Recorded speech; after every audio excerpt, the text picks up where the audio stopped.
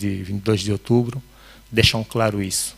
Está lá as alíneas F, né, da Lei 19/14, assim como as alíneas A também da base de incidência do Código sobre Imposto sobre Rendimento do Trabalho. Portanto, nós temos esta componente assegurada. Temos ainda a atualização da legislação tributária, isso é um facto. Se nós tivermos que pegar apenas no Imposto sobre Rendimento do Trabalho, vamos ver que de lá para cá, que da Lei 18/14 de 2019 até aqui, já temos cerca de 4 alterações, 4 modificações em sede de impostos, só de diplomas que vêm alterar a lei. Portanto, há aqui um conjunto de mudanças, né? E isso para não falar nos demais, noutros diplomas, por exemplo, o decreto presidencial, o decreto legislativo 4.044, que regula o imposto predial, traz também, saímos de um dos códigos mais antigos para este que é para a Lei 20/20, que acaba sendo muito mais recente. A Lei dos Incentivos, ou seja, incentivos fiscais para investimentos, temos também verificado esta mudança, fundamentalmente com a Lei 8/20, que regula os benefícios fiscais. Portanto, o legislador teve a amabilidade de juntar parte dos benefícios numa única lei. Hoje os benefícios estão mais bem controlados e quer os contabilistas como até mesmo os empresários conseguem fazer o manuseamento dos benefícios sem muitos transtornos. Aqui na questão da transparência fiscal, nós gostaríamos de trazer alguns aspectos positivos. Apesar do decreto presidencial 37/20 mencionar inclusive times para a entrega, para o cumprimento de alguma informação, quer a nível da Assembleia Nacional, como da própria Administração Geral Tributária, nós sentimos que ainda há aqui um vazio. Nós sentimos que está-se a divulgar pouco os dados estatísticos, fundamentalmente, da Administração Geral Tributária.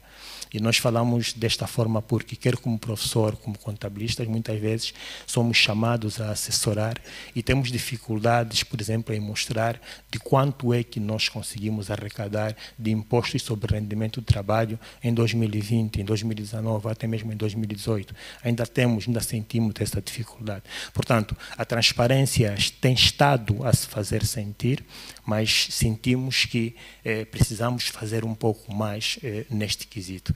E depois, um segundo e talvez terceiro elemento, não é, está relacionado com o aprimoramento da Administração Geral Tributária. Portanto, hoje, isso é uma verdade, hoje isso é uma realidade. A Administração Geral Tributária tem sido das instituições a nível do país que tem estado a apresentar um crescimento regular. Hoje temos o Justino, hoje temos encontros metodológicos com os grandes contribuintes, hoje temos uma revista, o Lambo, não é, disponível para as pessoas terem esta ou aquela informação. Hoje conseguimos sentir, a partir de alguns contribuintes, que a Administração Geral Tributária tem sido aquele parceiro que, quando nós chamamos, eles aparecem e dão o tratamento devido, um acompanhamento mais personalizado que noutra hora sabíamos que havia apenas com a administração, ou seja, com os grandes contribuintes. Hoje parece que estes encontros são generalizados e nós temos estado a sentir, temos que verificar isso. Portanto, há aqui um aprimoramento na Administração Geral Tributária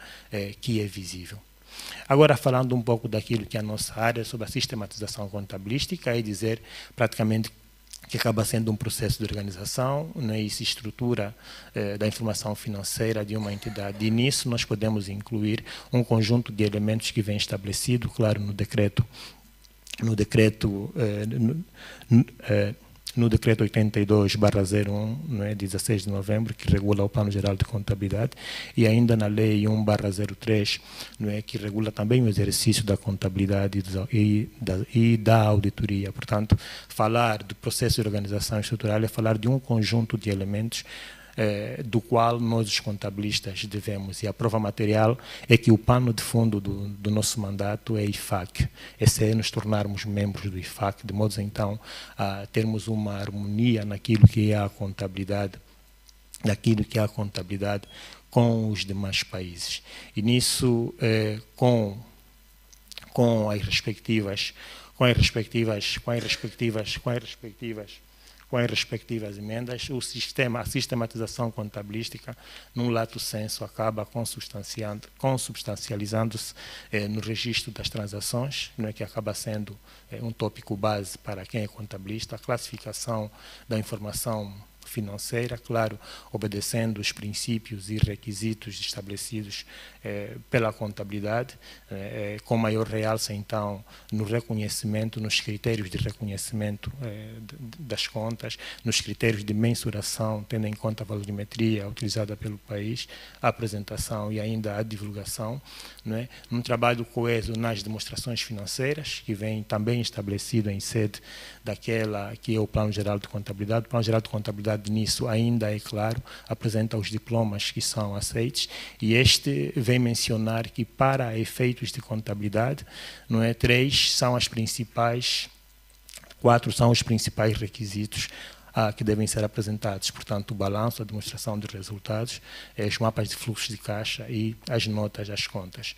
Atendimento aos requisitos legais e facilitação, então, da tomada de decisões. Portanto, estes são alguns elementos que estão relacionados com a sistematização contabilística. Portanto, dito isto, a reforma fiscal da sistematização contabilística vem ainda aprimorar a conformidade com os regulamentos tributários. Portanto, hoje temos poucas reclamações relativamente a isso, como contabilistas. Temos poucas reclamações relativamente à conformidade com os regulamentos, até porque elas são mecanismos completamente diferentes, contabilidade e a contabilidade.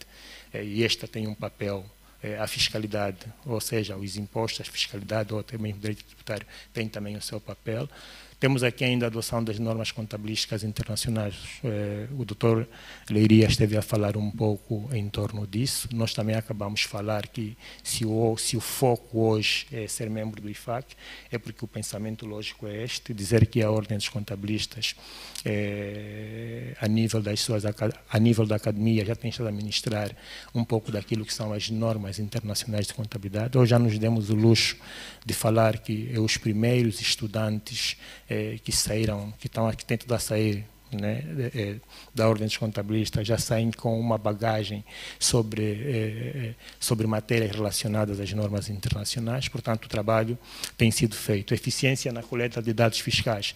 Hoje também isso é uma certeza, não é? A contabilidade de hoje é mais firme, é mais coesa, facilitando, não é, o trabalho, quer da Administração Geral Tributária, na obtenção de informações, quer também a nível dos proprietários de empresas, e se não mesmo, não é, da Ordem dos Contabilistas. Portanto, a avaliação do impacto fiscal, isso hoje é um facto, fundamentalmente através, com a implementação do IVA, em que informatizamos o processo, e a integração da tecnologia na gestão fiscal, que também acaba sendo um facto. Portanto, nós terminamos aqui e dizendo que Adam Smith,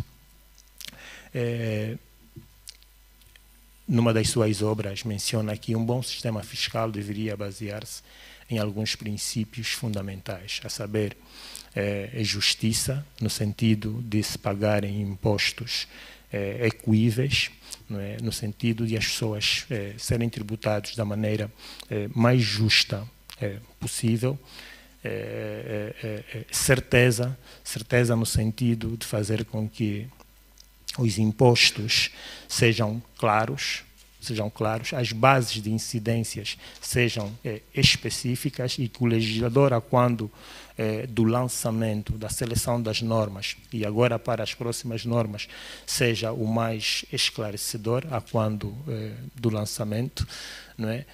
A comodidade, fazendo com que, no sentido de que os contribuintes não tenham de fazer muita coisa para pagar impostos.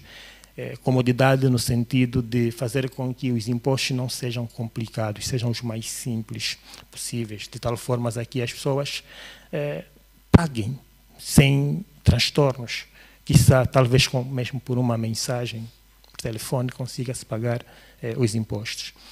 E economia